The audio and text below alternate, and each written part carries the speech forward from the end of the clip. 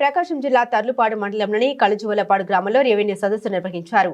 ఈ రెవెన్యూ సదస్సులో పలు రకాల ఆర్జీలను రైతుల నుండి ఆర్జీలు స్వీకరించారు.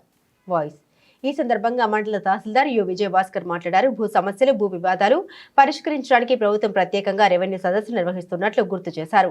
ఆన్లైన్ విస్తీర్ణంలో హెచ్చు తగ్గులు, ఒక సర్వే నెంబర్ బదులు మరొక సర్వే నెంబర్, పట్టా భూముల్లో మార్పులు చేర్పులు, చుక్కల భూములు, డీ పట్టాలకు సంబంధించిన వాటికి సంబంధించిన సమస్యలు ఉంటే స్పష్టమైన ఆధారాలతో దరఖాస్తు చేసుకుంటే సమస్యలు పరిష్కరిస్తామని తెలిపారు.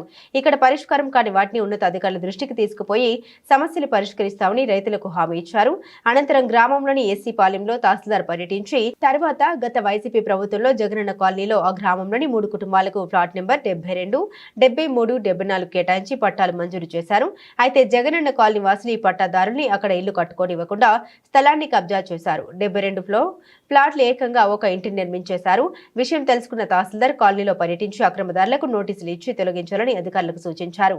బాధితులకు తగిన న్యాయం చేస్తామని తెలిపారు. ఈ కార్యక్రమంలో వీఆర్ఓ షేక్ షరీఫ్, సర్వేయర్ మనోహర్, దేవస్థాన ఈవో ఈ చెన్నకేశవరెడ్డి, టీడీపీ నాయకులు అచ్చురెడ్డి, మహేష్, నాగార్జున రెడ్డి, టి శ్రీను, బాలయ్య, రెవెన్యూ సిబ్బంది, సచివాలయ సిబ్బంది తదితరులు పాల్గొన్నారు.